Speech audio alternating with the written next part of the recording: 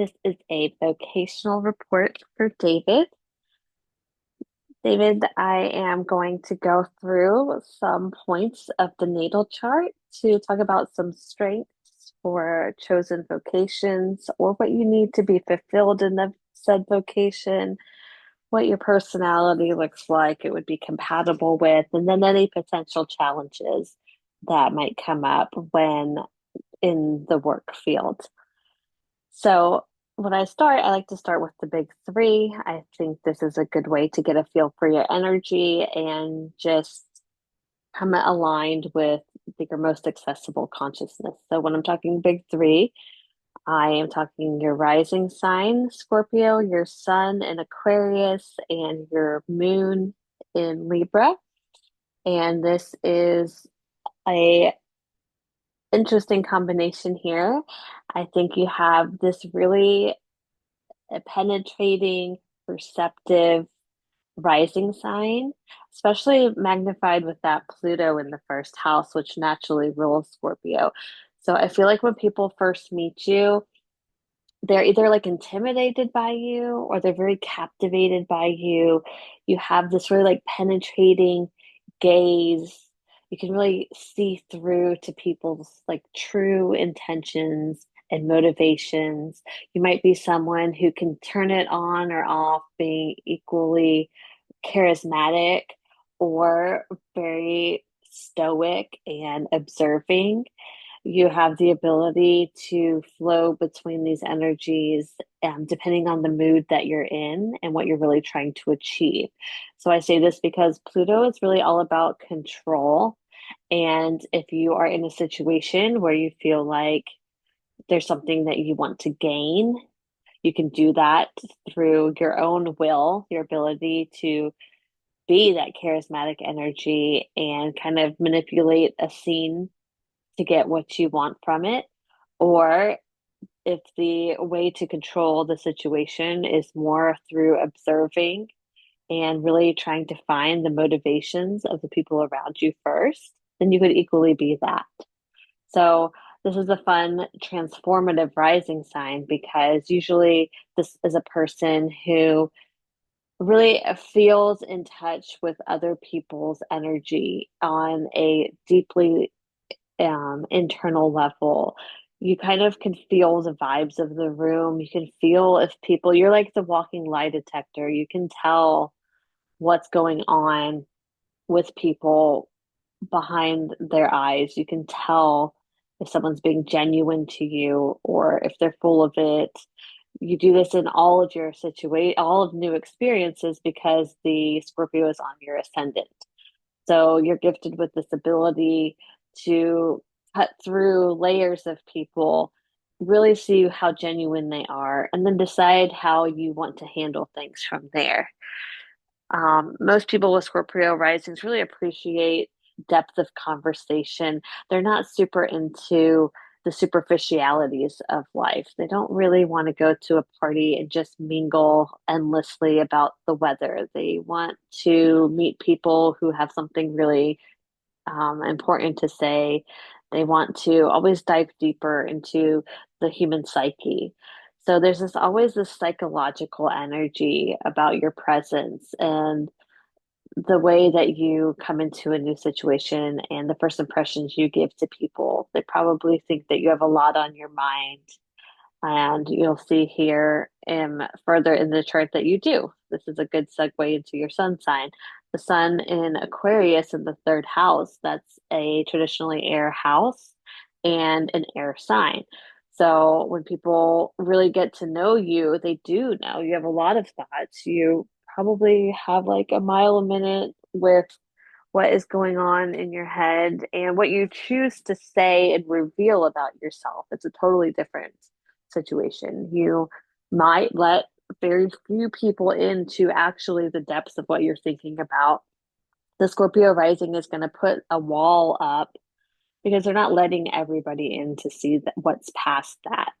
So you might have some acquaintances, but the people who really know you, you're going to have it's exclusive. It's not for everyone.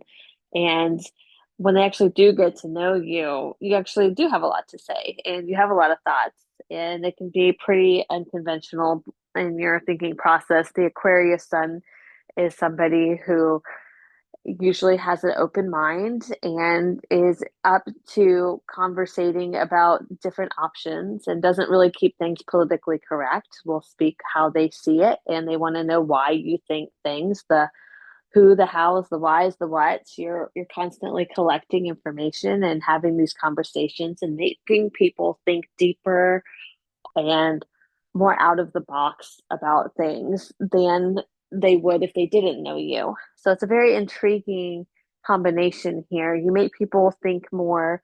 Your energy is making people feel a little bit more sometimes uneasy because they can't predict what you're going to say, or they're not thinking along the same lines of you. So you really kind of you have the ability to keep people on their toes around you.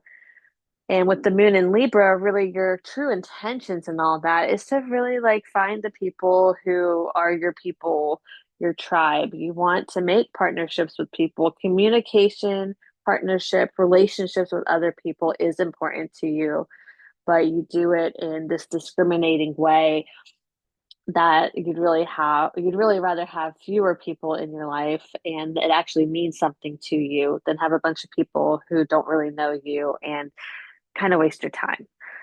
So, with that big three energy to me, I see somebody who makes an effort to really get to know the right people in their life and who can be either really engaging if they want to, or can be really stoic if they want to. So, you can kind of go either way with the type of vocation you would want to pursue because you have a different quality to your character. I think that with two air signs, we can kind of guess that you're going to do something that involves communication with other people. Two out of your three big three is about building relationships. So while that Scorpio rising doesn't open it to everybody, um, these will be relationships that are meaning for you, and you do strive for that to bring balance into yourself. Your need for security is to find partnerships with people and communicate a message and keep building your perspective on things through other people's input and tossing around ideas in your active mind.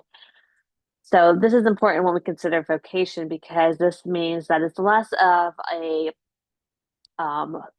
individual job. This is less of working from home and not talking to anyone all day. I see you really thriving better in a situation where maybe it's not a huge group, but there are people involved in your everyday work experience. So we're going to talk about the work houses, the two, the six, and the 10. Two, we go to first, since that's the first one in the wheel here of the progression. So this kind of helps build the foundational truths for you. The second house is like what we value, and it can be about resources. So, how do we feel secure in our everyday life? Well, the resources that we're bringing in make us feel more secure. What do we need from that? And how do we value ourselves and what we're bringing in? So we look to the sign that's on the house.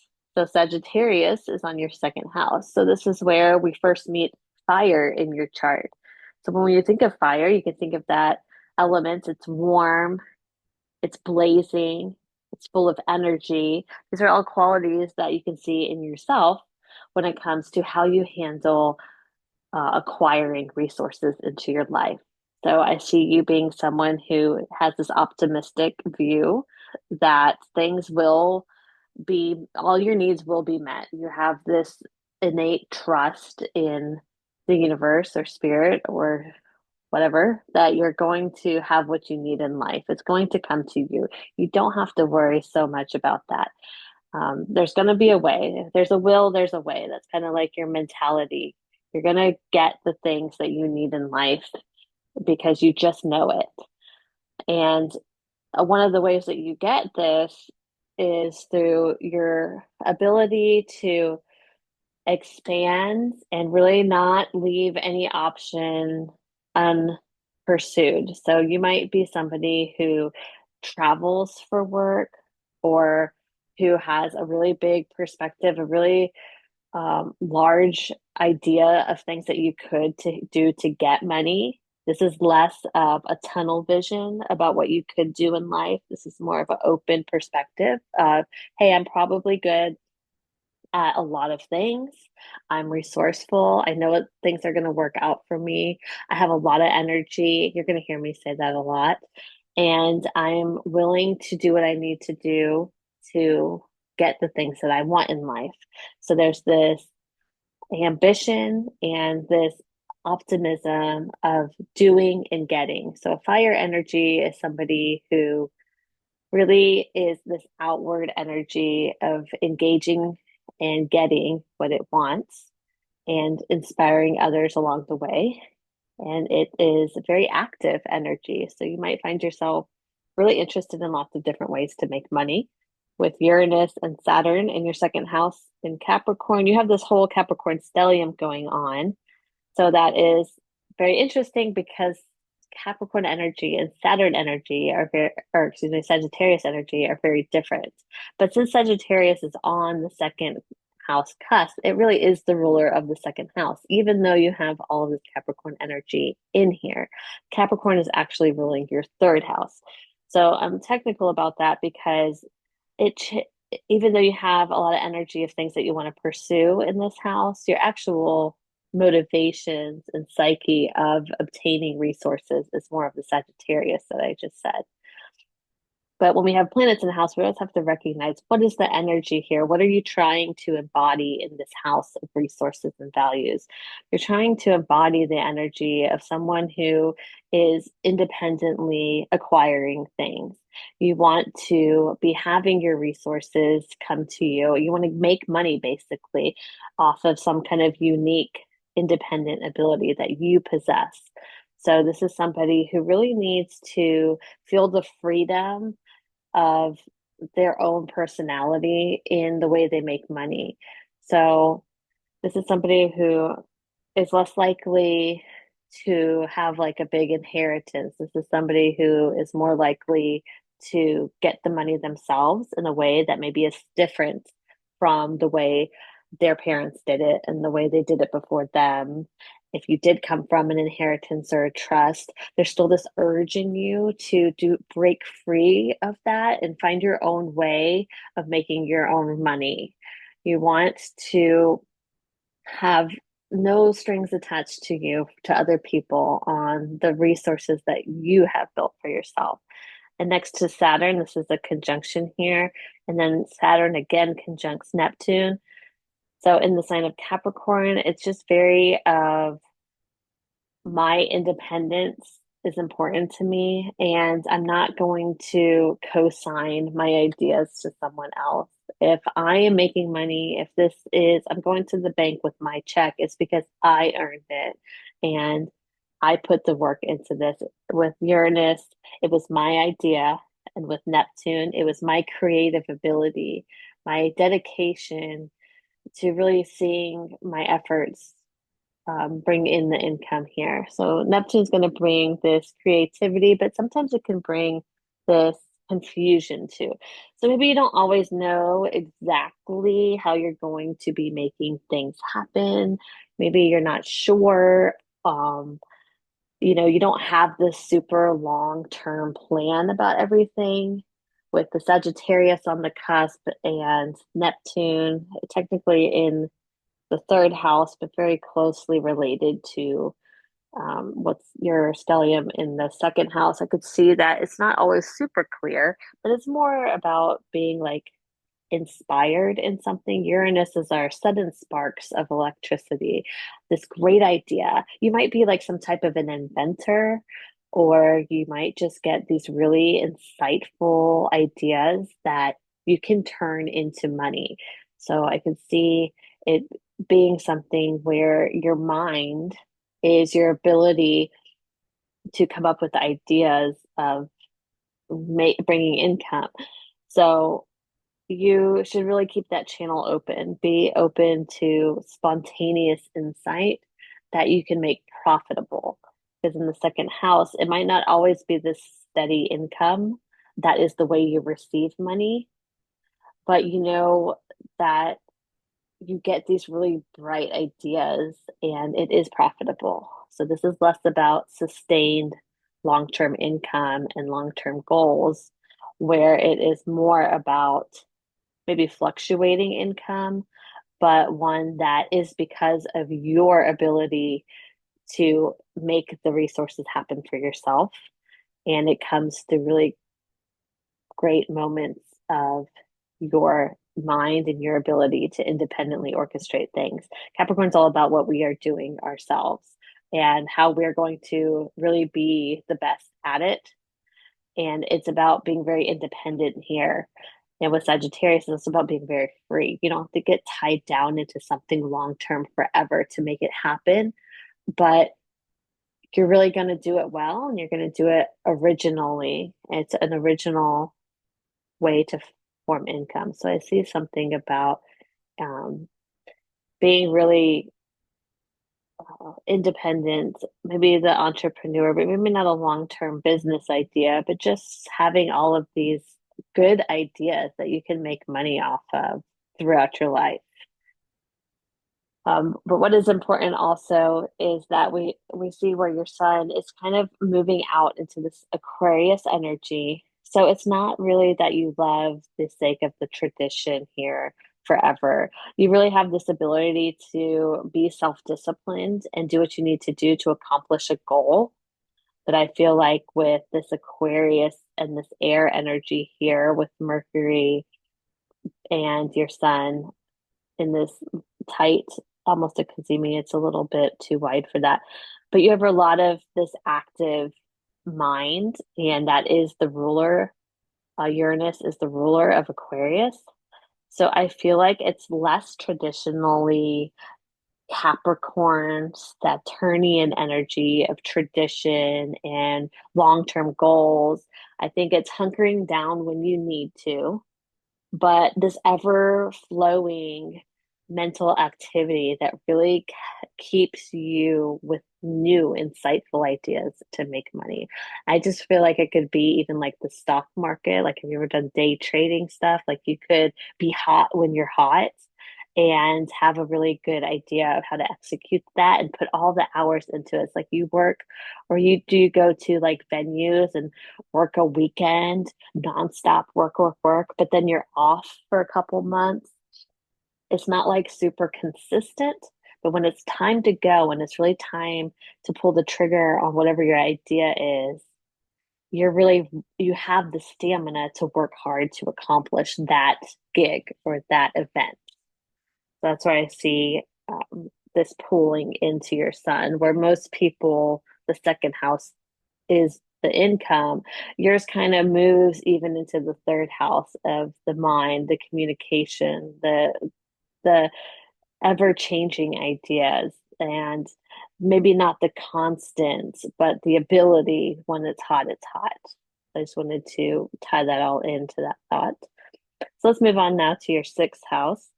The sixth house is what we are willing to do every day. So we think of it as the work, the job, the actual clocking in and clocking out. Can I do this every day? Is it going to make me feel alive and recharged, or is it going to drain me and I'm going to dread it after so many months? So, what do you need to feel the former of that?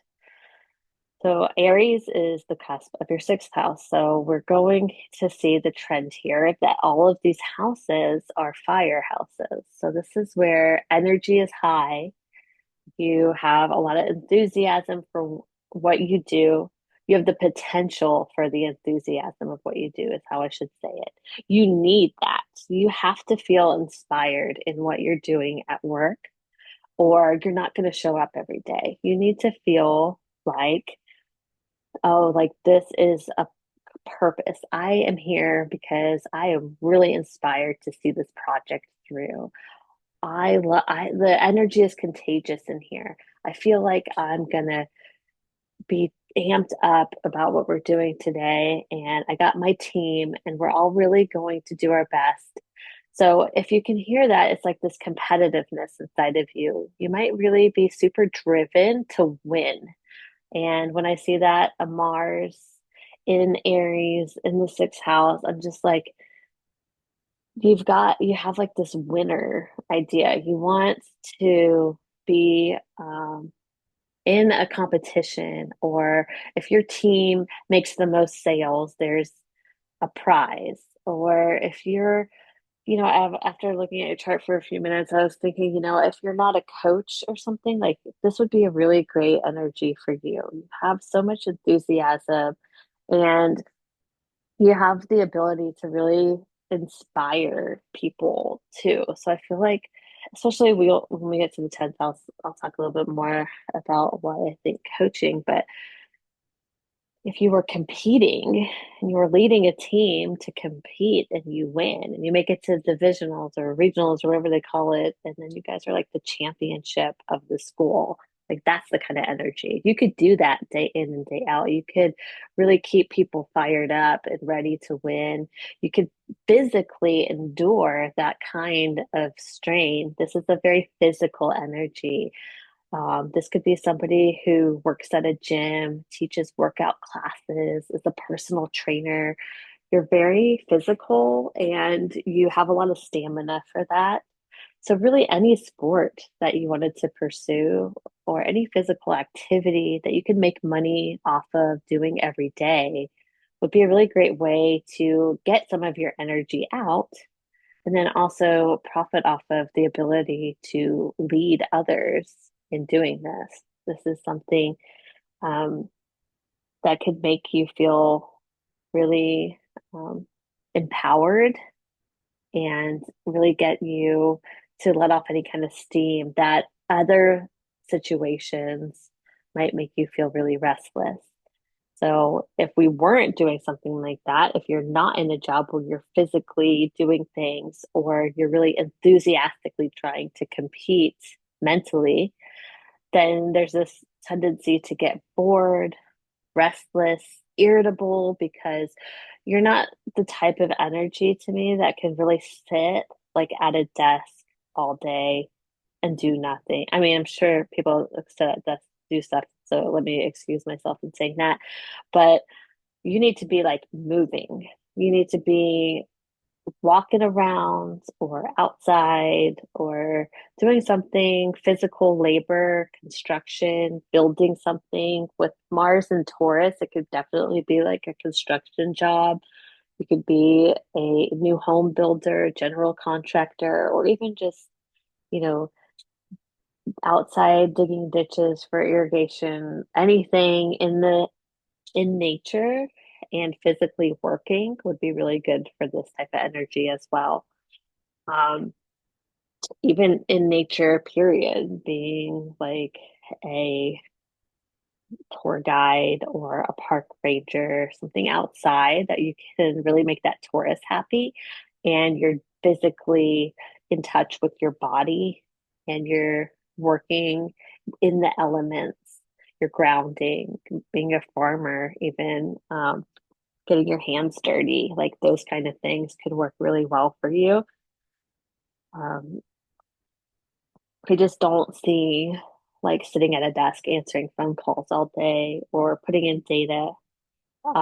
I said like the stock day trading stuff because I could see it being something not super consistent every day, but I could see these always don't have to be connected in the way that it has to be the same job. These are just how we value making money and then what we do to feel like it's part of our routine and it's really helping us thrive.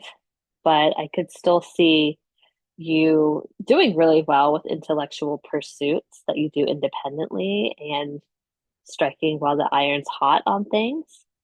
But I could also see you doing things that are a little bit more consistent but physical. So if we could merge those two things, or maybe you do both, I just feel with the second house, it's a variety. You might not be somebody who just has one thing that's going on. The Sagittarius is such a wide perspective that, and the Uranus is so original that I really can't put you in a box on just one job that you should do for 40 years and then retire. I feel like you could be a personal trainer who also day trades sometimes, or you could be a PE coach who does some type of weekend hustle, and the two combined makes you have a lot of different ways that you make money and they work together.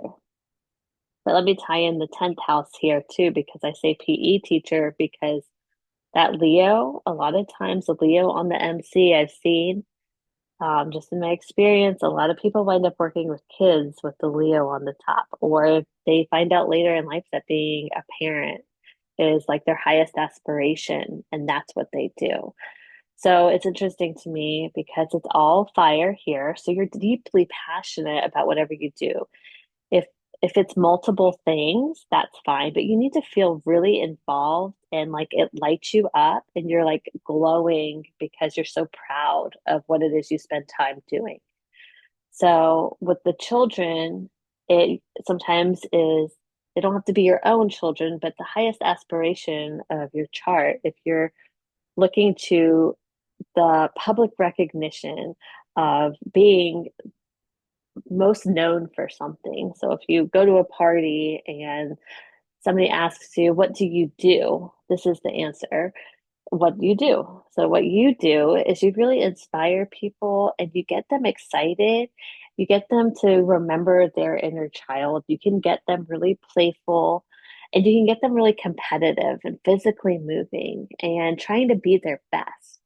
So I just see that and I see somebody who could be like this great PE coach or like football coach with younger minds. You keep them excited and but really what it is that you're really building somebody up. You're making them feel like they're the best.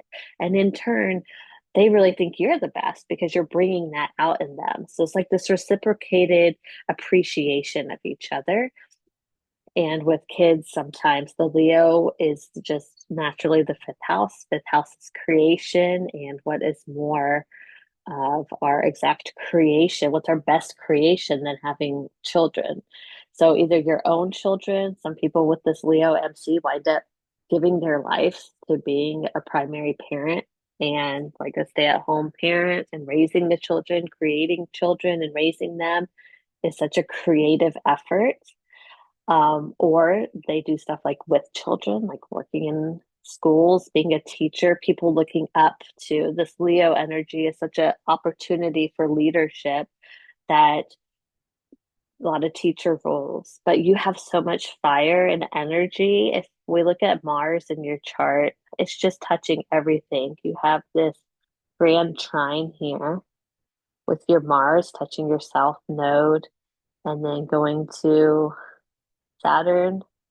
It's just a lot of energy, a lot of ability to influence people, and a lot of ability to get things done that you put your mind to. So I really see somebody who takes the lead and is seen as like this role model type of person. So I go to youth with that, but really it could be like a life coach. It could be somebody, are you really fit? Are you like this personal trainer who has really excelled in some form of sport all your life? Now you're really fit and you're ready to teach people how to get fit too or pursue their dreams. It could be like a adult to adult life coaching situation, or it could be like any type of teaching position? Are you some kind of accountant or day trader? And maybe you teach people later how to do that. It's that lion who is very proud of what they do and they are on top. They're really like the king of their enterprise. So they're ready to have people maybe in lesser positions than them that look up to them and really want to know how to be like that too. Or how do I learn how to roar like you did? It's a influential position.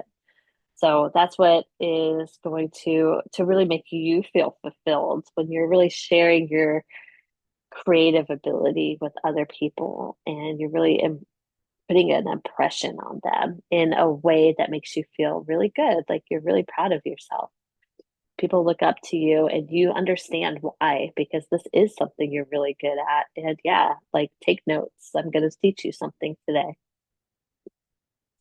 I also want to look at your nodes here because when I am looking at the chart for any reason, I always look at the nodes because sometimes it's layered in there more. But the soul's journey in life is to release what they came in with and acquire something that they've never experienced before. So even if vocationally you do different things, you're always going to be coming back to what your soul really wanted to accomplish here. So in the sign of Virgo on the south node and Pisces on the north node, you're on this like spiritual axis here. In the 10th house, you might publicly be gifted with the ability to bring order to chaotic situations. Virgo energy is someone that's very organized, details, understands structures, timelines, and is really good at keeping up with that. I think this just plays on your already pretty active mind. I think you can handle a lot of information at once. You might be a quick learner. You have the ability to take in a lot of information and organize it in your brain and maybe even communicate the output in a way that makes sense to other people.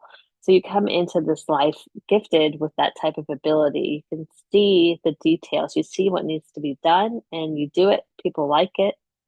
And in the 10th house of your public reputation, you might have seen that you've had a job in something like that before, people taking advantage of your detail oriented mind. Um, but as a South node, it's something that you're really good at showing other people how to do this, but you want to release this.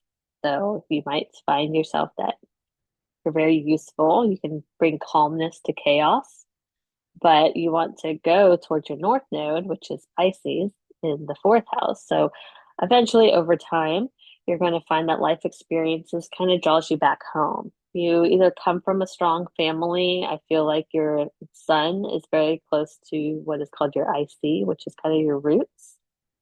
You might have had an unconventional family, but I could feel that you have a strong identity to learning your roots or making roots of your own. It is somebody who is really destined to go deeper within themselves and creating this lasting legacy, this foundation that the next generation can stand on, or that you can find inner peace with in your inner child and really feel like that was fulfilled. So you're less concerned over time with what the world thinks of you, or did you really make a name for yourself in the world? That starts to be less important in your life. And more important is getting in touch with where you came from and feeling like, did I really hear what my inner child wanted? Did I really listen to that? Was it fulfilled in childhood? If it wasn't, I want to do it. I want to lean into the deepest layers of myself, and I want to be rooted in feeling like I know who I am, I know where I came from, and I know what I'm leaving behind to my family, to my private life. This is going to be important to you, and your port of fortune is right here. So this suggests that the closer you get to working on that type of area, the more fortunate you're going to be. You're going to be blessed with ease and opportunity the closer you are trying to get in touch with your family, building a family, being close to those who are part of your family. This doesn't always have to be blood, but it's about establishing a home for yourself. You really want to feel like you have this homestead for yourself, your safe place where you can really let your guard down. It's different than our public working image. It's where we go to rest and recharge. That becomes really important to you in life. And the sign of Pisces, it's a spiritual energy. It's wanting to understand that life isn't always about the perfect um, representation of what things could be.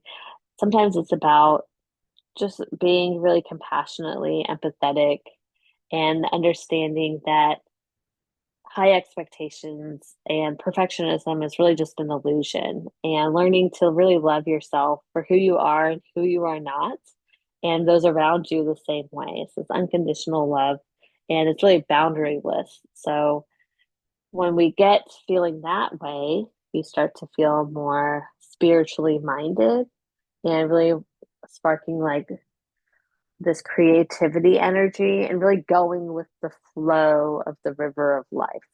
You um you have a lot of fixed energy on your angles here.